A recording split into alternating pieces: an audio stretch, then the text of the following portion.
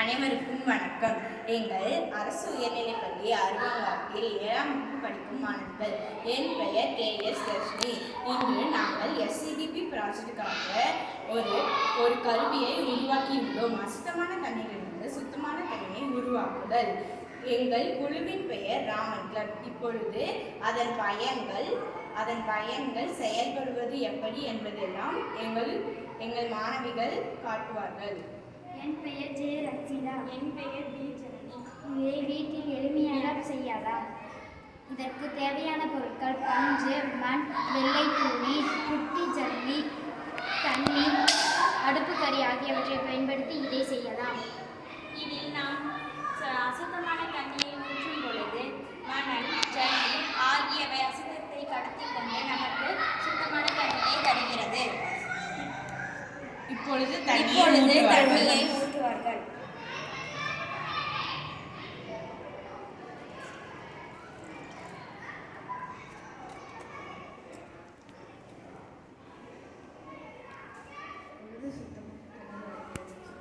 இப்பொழுது சுத்தமான தண்ணி வருகிறது.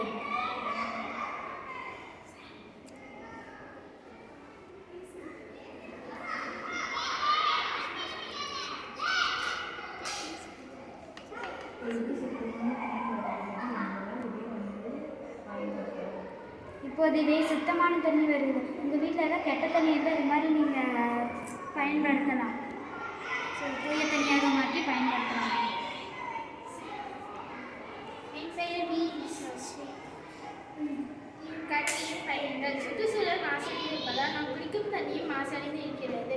அதனால் இக்கருவியை பயன்படுத்தினால் குடிக்கும் தண்ணியும் மாசடையாது. தண்ணீரில் பாக்டீரியாக்கள் நிறைய உருவாகுகிறது. இக்கருவியை பயன்படுத்தினால் மிகவும் சுத்தமான தண்ணியை நாம் அருந்தலாம். இலை, தழைகள், மண்கள் ஆகியவற்றை பயன்படுத்தும் போது அசுத்தமான தண்ணியிலிருந்து சுத்தமான தண்ணி வருவதை நாம் காணலாம்.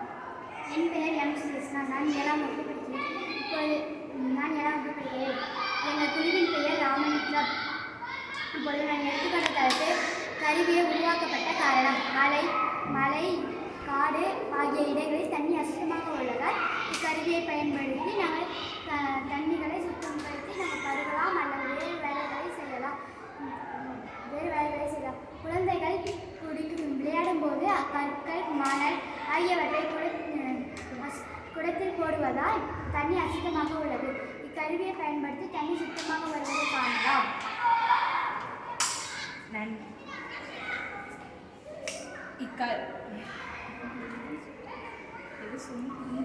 பாருங்கள், தூய தண்ணியாக வருகிறது. இதை